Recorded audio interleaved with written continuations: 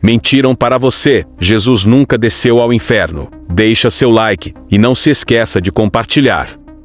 Essa foi a pergunta de um seguidor e de vários outros seguidores nas redes sociais que estão me perguntando e pedindo um esclarecimento acerca dessa ideia aí de que Jesus foi ao inferno fazer expiação. Um absurdo um negócio desse, mas vamos lá. Em primeiro lugar, é válido ressaltar que essa ideia não é nova, não é recente. Isso começou desde o segundo século com a criação do Credo Apostólico. Vou recitar somente um trecho do Credo Apostólico por causa do tempo e vocês vão ver perfeitamente. Creio em Deus Pai Todo-Poderoso, Criador do céu e da terra. Creio em Jesus Cristo, seu único Filho, nosso Senhor, o qual foi concebido pelo Espírito Santo, nasceu da Virgem Maria, padeceu sob Pôncio Pilatos, foi crucificado, morto e sepultado, desceu ao Hades, ressurgiu dos mortos ao terceiro dia, subiu ao céu, onde está assentado à direita de Deus Pai Todo-Poderoso, onde virá julgar vivos e mortos. Notaram que os cristãos do segundo século, ao criar o credo apostólico, ele foi criado para defender a igreja contra as heresias que combatiam a Trindade, e eles afirmaram que creem em Deus Pai, Deus Filho, Deus Espírito Santo e também na igreja do Senhor.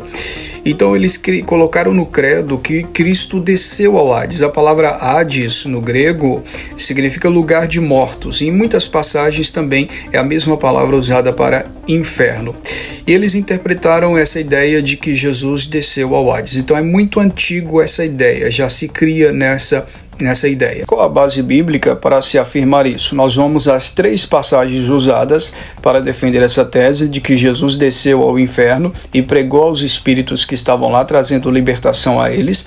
Vamos fazer uma exegese, uma interpretação desses 3 textos e depois eu vou mostrar por que biblicamente é inconcebível isso. O primeiro texto está em Efésios capítulo 4, versículo 9, a qual diz que o Senhor desceu às partes inferiores da terra. Ora, as partes inferiores da terra não pode ser interpretada como inferno, porque se assim for, nós iremos afirmar que o inferno fica no núcleo terrestre, no núcleo do globo da terra, e isso não é verdade. O inferno ele não é um espaço geográfico. A expressão regiões inferiores aí é literalmente a sepultura. Ele foi sepultado. Então, não é inferno aí no texto. Paulo simplesmente está dizendo que ele morreu e também foi sepultado. Isso é muito simples. O segundo texto usado é a primeira carta de Pedro, capítulo 3, versículo 19, a qual diz que o Senhor pregou aos espíritos em prisão. Como entender essa questão aí de que ele pregou aos espíritos em prisão? Simples, é só voltar ao contexto.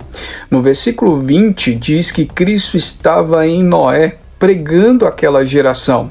Então nós interpretamos assim: os espíritos em prisão aí nesse texto são os povos no tempo de Noé. Os espíritos aí são as pessoas ímpias no período de Noé, que estavam aprisionadas em seus delitos e pecados.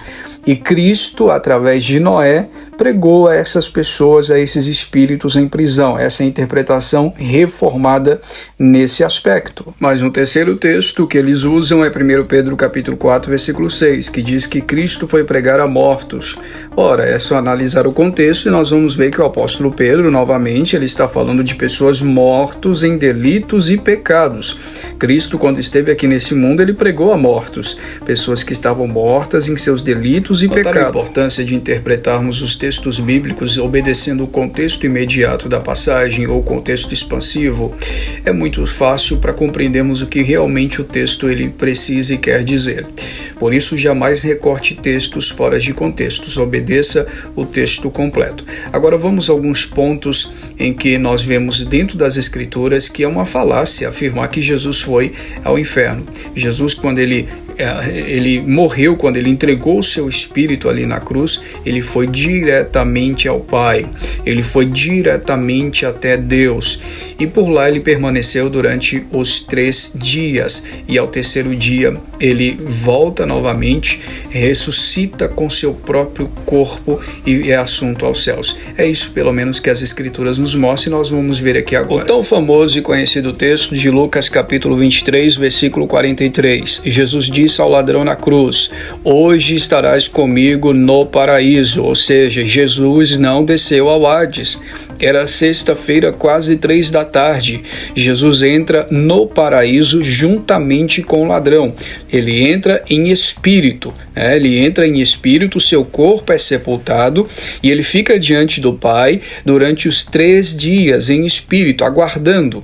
Ao terceiro dia ele volta e ressuscita com seu corpo. Isso é muito claro quando lemos essa passagem. O próximo texto ainda está no capítulo 23 de Lucas, verso 46. Pai, nas tuas mãos entrego o meu espírito. Ou seja, ele entrega o seu espírito nas mãos do Pai. Ele não desceu ao Hades. Naquele exato momento, ele foi direto para as mãos do Pai. A palavra entrego no grego aqui é a palavra paratiteme, ou paratitemai, que é colocar-se diante de alguém em ensino. Ou seja, o verbo aqui é o presente indicativo. O verbo grego usado aqui, de Lucas, é o presente indicativo. Ou seja, ele foi diretamente naquele exato momento para o Pai, diante de alguém em ensino. Ele estava ali diante do Senhor. Isso é maravilhoso.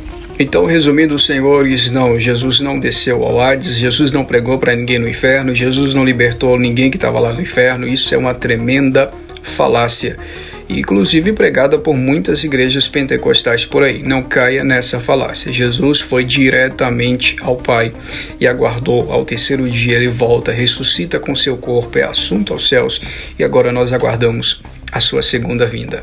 Deus abençoe você.